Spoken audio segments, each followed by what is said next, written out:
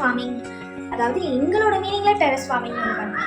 யாரோட பார்த்தீங்கன்னா என்னோட அப்பார்ட்மெண்ட் ஃப்ரெண்ட். இவங்க பேர் வந்து சார்லின். ரொம்ப க்ளோஸ் டு மீ. என் கூட தான், அதாவது என் பக்கத்து வீட்டு தான். இப்போ நம்ம வந்து அதுக்கான ஐட்டம்ஸ்லாம் எடுத்துகிட்டு போயிடலாம். ஸோ இப்போ என் ஃப்ரெண்ட் வந்து எல்லா ஐட்டம்ஸும் எடுத்துட்டாங்க. ஸோ இப்போ நம்ம வந்து மாடி கிளம்புவோம்.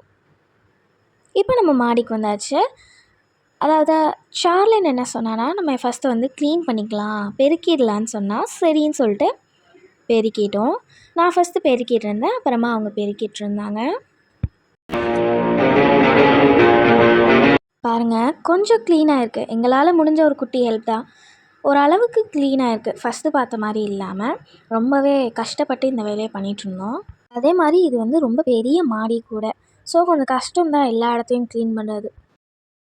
இப்போ வந்து நாங்கள் என்ன யோசித்தோம் அப்படின்னா, தேவையில்லை பிளான்ஸ், தேவையில்லாத பிளான்ஸ் எல்லாம் தனித்தனியாக செப்பரேட் பண்ணி வச்சிடலாம் சரின்னு சொல்லிட்டு சார்லினும் எடுத்து வைக்கிறதுக்கு ஆரம்பிச்சிட்டா. ஸோ வந்து இதெல்லாம் தேவையில்லை, இதுக்கு தேவை தான், பட் ஆனால் தனியாக தான் வச்சுருக்கோம். இது தேவையில்லை, இதுவும் தேவை தான். ரொம்ப நிறையா செடி வந்து டெரஸில் இந்த மாதிரி தான் இருக்கும். இந்த 2 மாதிரி கற்பூரவள்ளி, இது 2மே தேவையில்லை சுத்தமாக.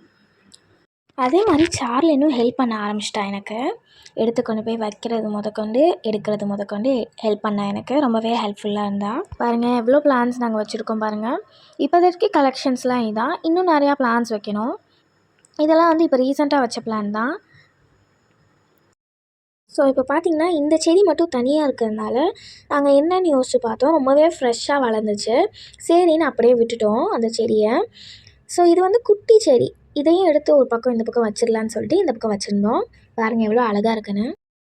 ஸோ எங்கள் மாடியிலே இந்த மாதிரி டேப்லாம் அட்டாச் ஆகிருக்கு. இப்போ தண்ணி பிடிக்கலான்னு தான் வந்திருக்கேன். ஸோ இப்படி ஓப்பன் பண்ணால் கொஞ்சம் தான் தண்ணி வந்துச்சு. பட் இட்ஸ் ஓகே, 10 மினிட்ஸ் கிட்ட ஆகும் இந்த தண்ணி ஃபில் ஆகிறதுக்கு. இப்போ நான் தண்ணி பிடிச்சிட்டு வந்தேன். என்னால் தூக்கக்கூட முடியாத அளவுக்கு பண்ணிகிட்ருக்கேன். பட் தூக்க முடிஞ்சுது. சரி அப்படின்னு சொல்லிட்டு சார்லின் என்ன பண்ணேன்னா, கொடுங்க நானே ஊற்றிடுறேன் அப்படின்னு சொல்லிட்டு ஊற்றிட்டு இருந்தா. செடி வளர்க்குறதுனா அவ்வளோ ஆசைங்க எனக்கு. அதனால தான் இந்த மாதிரி ஒரு வீடியோ அண்ட் இந்த மாதிரி ஒரு செட்டப் பண்ணியிருக்கேன். இன்னமும் சூப்பராக பண்ணலாம். போக போக வீடியோஸில் வந்து உங்கள்கிட்ட காமிக்கிறேன். இப்போ நம்ம வந்து பிளான்டேஷன்ஸ்லாம் முடிச்சாச்சு. நெக்ஸ்ட்டு நம்ம எங்கே போகிறோம்னா களிமண் பார்க்க போகிறோம். ஒன்றுமே இல்லைங்க, இங்கேருந்து கொஞ்சம் மண் எடுத்துக்கலாம். அதாவது இந்த மாதிரி மண் தான் கரெக்டாக இருக்கும் களிமண்ணுக்கு. நான் முன்னாடியே வீடியோவில் சொன்ன மாதிரி களிமண் செய்கிறத காமிக்கிறேன்னு சொல்லியிருந்தேன். ஸோ இந்த மாதிரி ஒரு பிளேட்டில் கொஞ்சம் மண்ணை கலெக்ட் பண்ணி வச்சுக்கலாம்.